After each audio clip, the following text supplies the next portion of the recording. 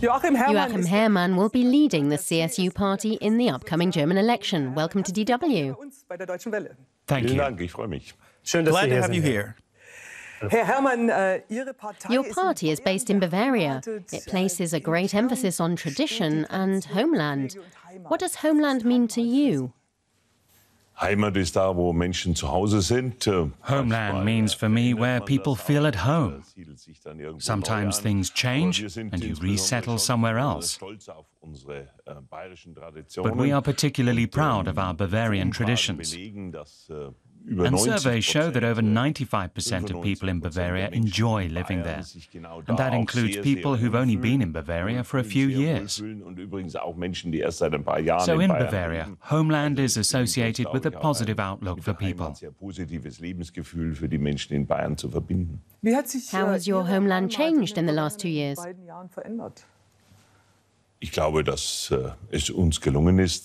have managed to ensure that Bavaria remains Bavaria. That's also an important message in the current election campaign too. We want Bavaria to remain Bavaria just as we want Germany to remain Germany. Sure, the heavy influx of refugees has had a big impact for people.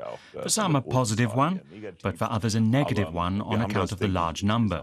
But overall I'd say we've dealt with the situation very well. At the same time, we do not want to see a repeat of the situation in the autumn of 2015. That said, however, Bavaria has not undergone any major changes. You say Bavaria should stay like Bavaria. What exactly do you mean? 2 years ago, there were also some smart comments from people who said that Germany would change because of this large number of refugees. We have to deal with the situation, but we don't want that to mean our country changes as a result. Our objective is to maintain what people love about Bavaria, why over 95% say they enjoy living there. What can't change exactly? We feel very comfortable with our society. Live and let live is a fundamental Bavarian motto. We have a land shaped by Christian tradition. We are an open-minded and tolerant state, but of course we also have set structures. We insist on the rule of law. We are the state with the lowest crime rate in Germany. We ensure that people play by the rules, and we want to maintain all of that in the future too. You often refer to defining culture. The CSU says defining culture is the opposite of multiculturalism and arbitrariness. Why is it the opposite of multiculturalism? Why don't the two go together? I think we want to integrate. Integration means integrating people into our society and legal system. Integration does not mean that everyone can live here as they please. They have to abide by the rules. We are a very liberal society, but the rules that we all have to follow apply to everybody. And anyone who comes to live here must understand that they cannot say, "That doesn't apply to me because I am from somewhere else." We all have to follow the rules. And there can be no exceptions. You talk about the rule of law and even constitutional patriotism. At the same time, you talk about the Christian religion. If you could explain how those two things fit together in your eyes. We are open to people of other faiths, but it's quite obvious that Christian tradition has shaped our country and continues to have a major influence on it, regardless of whether or not someone is a member of a church. And we expect everybody who comes to this country to have respect for that, including those who belong to another religion. And similarly, I expect every citizen of our country to respect other people's religious freedom. Does Islam have a place in German society? Due to the fact that our country has Christian traditions, Islam cannot have an equal standing. Religious freedom is a basic right for everyone, and that means we are all equal, but Islam has not influenced Bavarian or German traditions. Just to be clear, you're saying that on the one hand, different religious groups have equal rights. All religions have equal rights. We say without reservation that every individual is free to practice their faith, and expect that from everybody else too. Some of the people coming into our country evidently hold extremely anti-Semitic views due to their upbringing. And our clear message there is that our country guarantees freedom of religion. There can be no place for anti-Semitism. Religious freedom is beyond question, but it is also clear that this country has traditionally been shaped by Christianity, which you see in our everyday lives. What's also clear is that in Israel, Saturday is the main holy day of the week. In Muslim countries, it is Friday, and here it's Sunday. I respect that when I go to a Muslim country, and therefore expect likewise when it comes to the traditions of our country. But there is no state religion in Germany. We have separation of church and state. And Article 4 of the Constitution also says, freedom of faith and of conscience and freedom to profess a religious or philosophical creed is inviolable. The undisturbed practice of religion is a given. But if I understand you correctly, the Christian faith is preeminent in comparison to the other faiths. Or have I misunderstood you? Yes, you did misunderstand me. But you just said they cannot have equal standing. We guarantee religious freedom to a greater degree than in many other countries around the world. We guarantee it without reservation. Nobody would question that. But over the centuries, our society and our culture have been influenced far more by Christianity than by Islam. For many centuries, Islam didn't play any role at all in Europe, and you can't question that either. So for you, Islam does not have a place in Germany. The institution of Islam does not have the same significance as Christianity in our country. But as a religion, it belongs to Germany? We guarantee religious freedom. We already have several million Muslim citizens who are well integrated. They live according to their faith, and that is no problem at all. Turkey also plays a role in that debate. Mr. Herrmann, what is your stance on the question of whether Turkey belongs to Europe? The CSU government in Bavaria has had a very clear position. We are in favour of having a close partnership with Turkey, but Turkey should not become a full member of the European Union. We've been consistent on that for many years now. And it appears that Erdogan's intolerable policies have led to greater awareness of the problem. As we have been saying for some time now, Turkey must be a close partner of Europe, but not a member of the EU. Are you satisfied with our government and our Chancellor Angela Merkel on that front? Or would you like to see her taking a tougher line? I think it's important for us to make clear that what Erdogan is doing is not acceptable. But at the same time, we do want to maintain good relations with the Turkish people. Turkey is also important in foreign policy terms. It is still a NATO partner, and I hope it stays that way. As history has shown, there will be a time after Erdogan, of course. And that's why we do not want to see our relations with Turkey generally worsen or indeed break apart.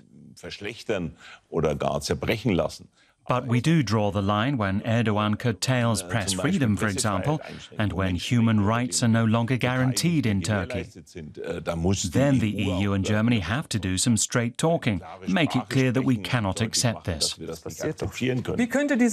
kind of straight talking? Should the accession talks be broken off? Definitely. We were never in favour of Turkey joining the EU. That is why we never saw any reason for negotiating accession. We definitely support an end to negotiations. We say that due to the current stance of the Turkish government, there is no reason for the EU to transfer billions to the Turkish government year in, year out with regard to a future accession. That must be stopped. What should Merkel do exactly? Precisely that. And this is not a decision that Germany can make on its own. We have to discuss the issue with our EU partners and tell Erdogan that we will end these accession talks.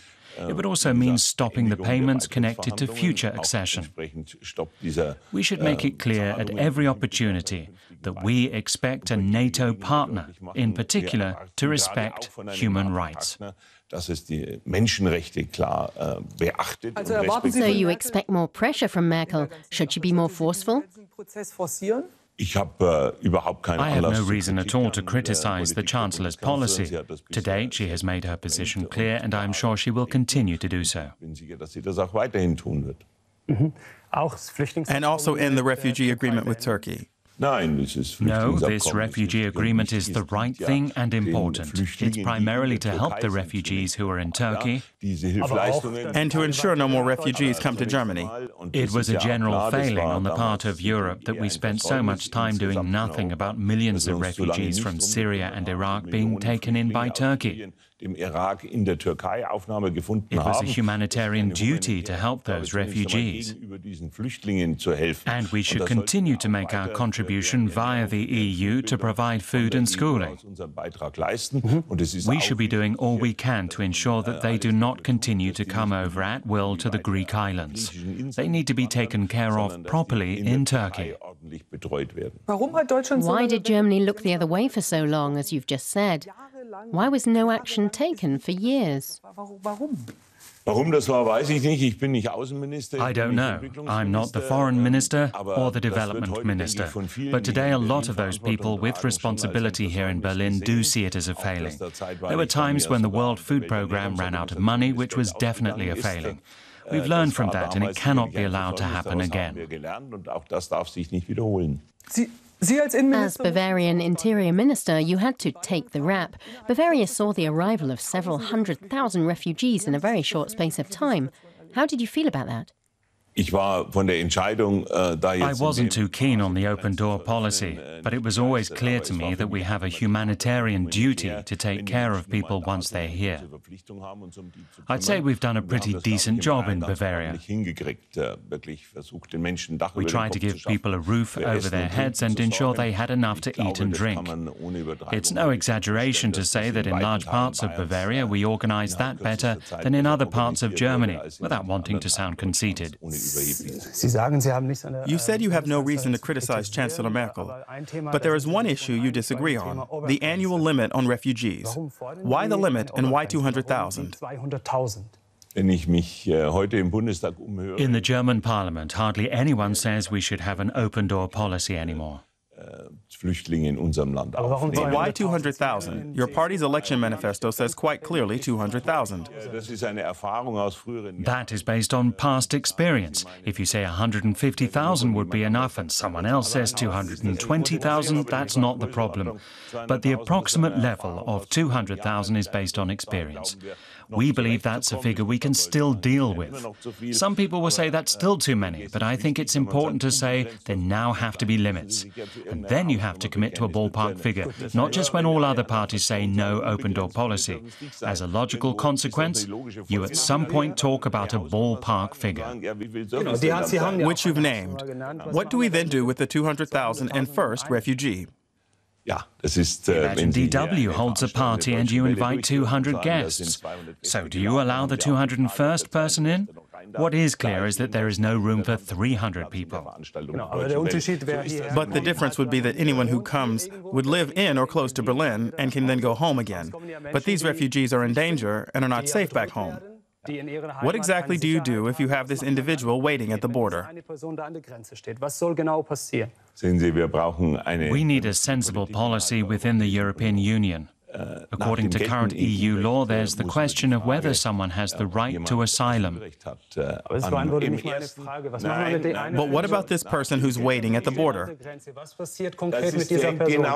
The question is, why do we have people waiting at the German border? We are surrounded by other EU members. EU law stipulates that asylum applications are to be processed where someone first enters the EU. So unless someone swims to Germany across the North Sea, there shouldn't actually be anybody turning up at the German border. In theory. Without having applied for asylum in another EU country. So we do not take in refugees because we have no border to the Mediterranean. That means leaving responsibility to countries like Italy and Greece. Is that our idea of a European Union? We do have treaties on this. Asylum seekers have to be processed where they first enter the EU. I am in favour of finding a common understanding that all EU members should take in refugees. If we say 200,000, then that's still far more than all other EU members are currently committing to. Where are the assurances from other EU governments? How many people are they prepared to take in? If we say 200,000, that is a clear message that far exceeds the number of people most EU nations are prepared to let in.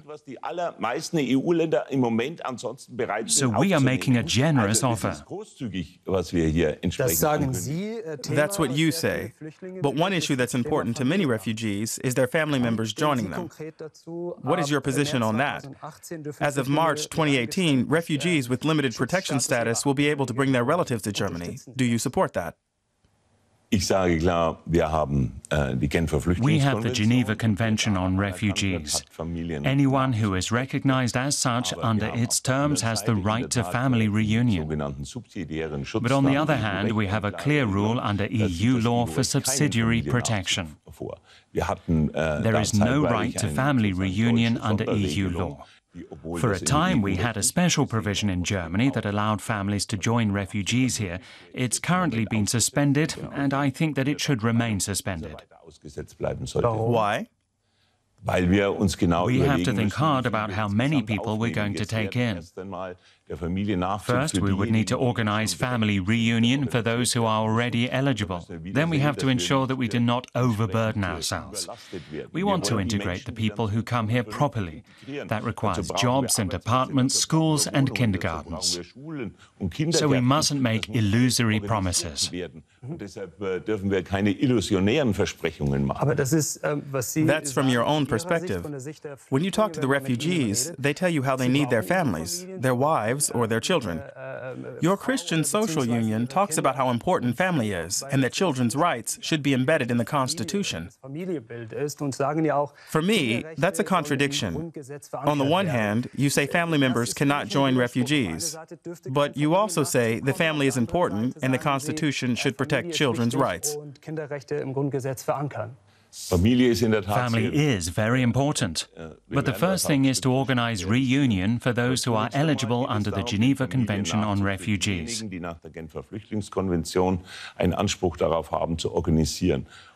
And otherwise, on the family issue, we have a situation where a lot of predominantly young men first flee the civil wars in Syria and Iraq, leaving their wives and children behind. Then, 2 or 3 years later, they say, "Now I want my family to join me." This appears to be different to the way refugee stories used to happen.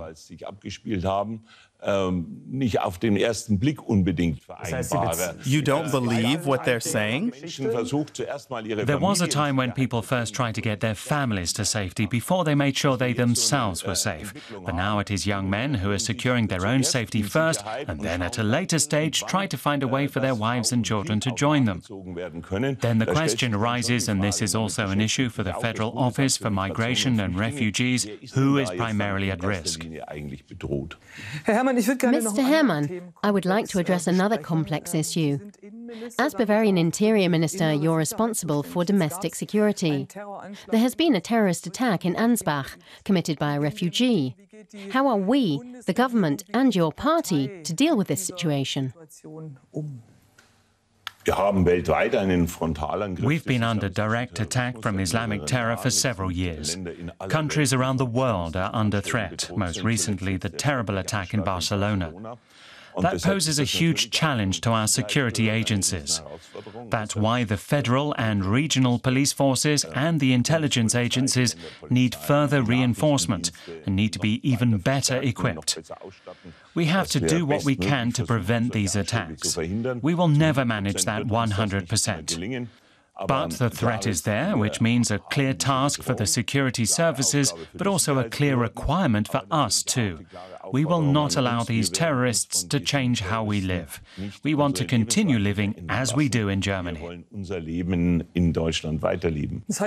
Living openly, street festivals without barricades everywhere. For example, the Munich Oktoberfest starts in 2 weeks' time. We have stepped up security measures and have installed bollards all around the festival grounds to prevent trucks smashing their way in. But it'll go ahead, and we refuse to run away and hide and say we're too frightened to ever hold another Oktoberfest. We have increased security, but we're also continuing with our lives, and that's crucial. You are the Bavarian Interior Minister. What would you do differently if, say, you became Federal Interior Minister after the election? I'm not going to speculate about possible positions, but we have a shared responsibility for security at the federal level and with and among the 16 states. We have different responsibilities, but a common responsibility for security in Germany. We need more police in total. We are calling for at least another 15,000 extra police officers to be recruited in Germany over the next few years.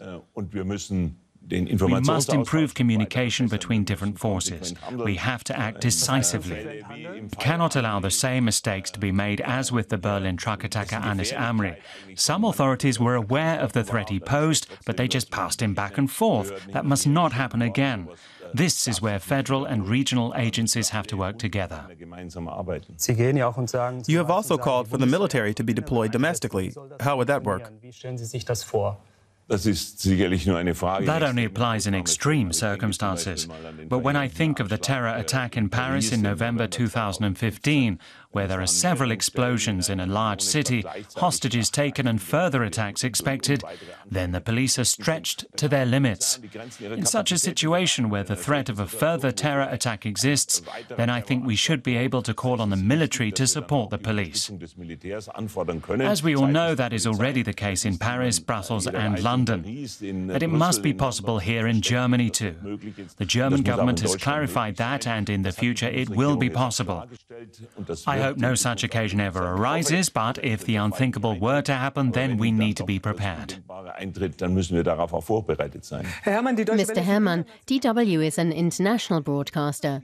We want to present the different party agendas to inform our viewers about current developments in Germany.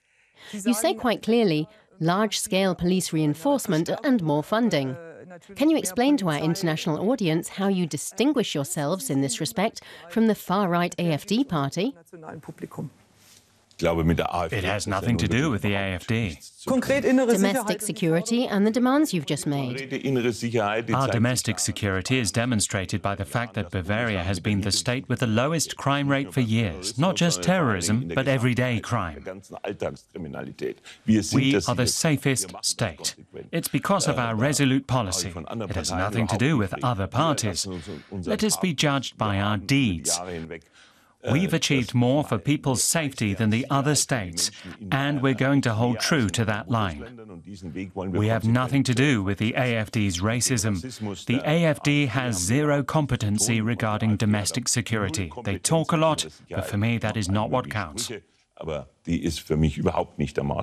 AfD is very likely to enter the German parliament. Will that have an impact on the style of debate?